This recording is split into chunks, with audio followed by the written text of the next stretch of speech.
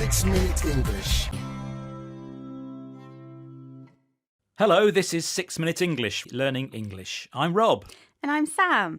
Rob, I'm writing a letter to a friend in Spain and I need some help. Do you know the Spanish for it's raining? Don't worry, I have this new app. I just hold up my phone, scan the word I want translated. Está lloviendo is the Spanish for it's raining. Amazing! In this programme, we're discussing language technologies, computers that can translate between languages.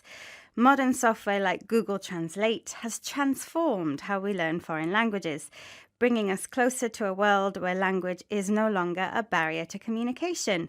But how well do these computers know what we really mean to say?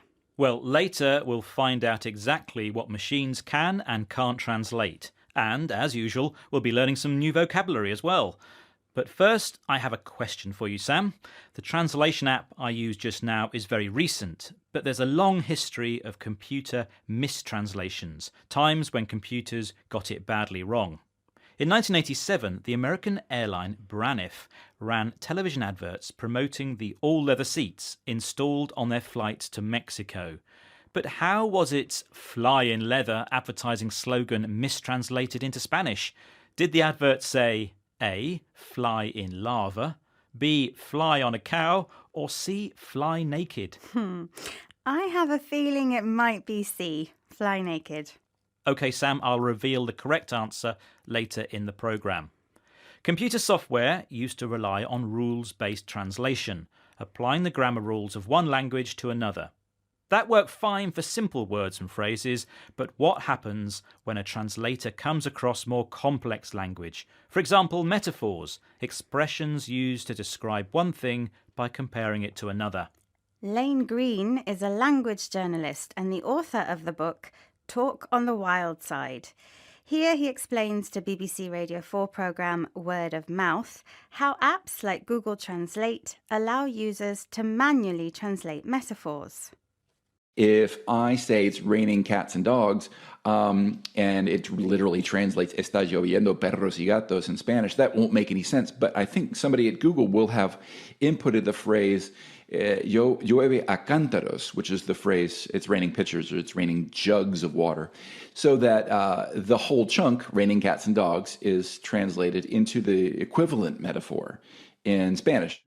Lane wants to translate the phrase, it's raining cats and dogs, something that people sometimes say when it's raining heavily.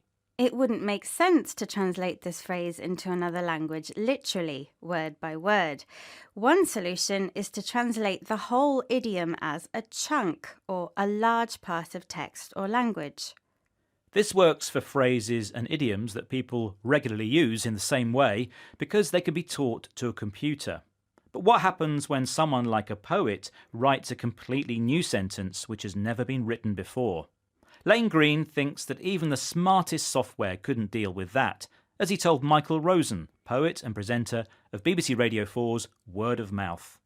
But if a poet writes a new one, then the machine is not going to pick it up and it's going to have a struggle, isn't it? Sorry, I'm sticking up for poetry here and trying to claim that it's untranslatable. Can you hear what I'm doing? I hear you. And you know, in our war against the machines, our advantage is novelty and creativity. So you're right that machines will be great at anything that is rote, anything that's already been done a million times can be automated. So you and I, with our prefrontal cortexes, can try to come up with phrases that'll flummox the computer, and so keep our jobs. When we say machines learn a language, we really mean they have been trained to identify patterns in millions and millions of translations. Computers can only learn by rote, by memory, in order to repeat information rather than to properly understand it. This kind of rote learning can be easily automated, done by machines instead of humans. But it's completely different from human learning requiring creative thinking, which would flummox or confuse even the most sophisticated machine. Bad news for translation software, but good news for humans who use different languages in their jobs, like us.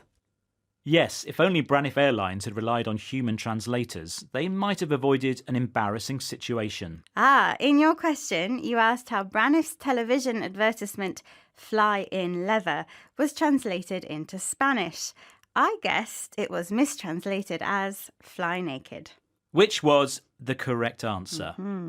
Braniff translated its fly in leather slogan as fly en cuero, which sounds like Spanish slang for fly naked. Okay, let's recap the vocabulary from this program about language translations, which are automated, done by machines instead of humans. Often found in poetry, a metaphor is a way of describing something by reference to something else. When it's raining heavily, you might use the idiom, it's raining cats and dogs. A chunk is a large part of something. Rote learning involves memorizing information which you repeat but don't really understand. And finally, if someone is flummoxed, they're so confused that they don't know what to do. Once again, our 6 minutes are up. Join us again soon for more trending topics and useful vocabulary here at 6 Minute English. But goodbye for now. Bye. 6 Minute English. Learning English.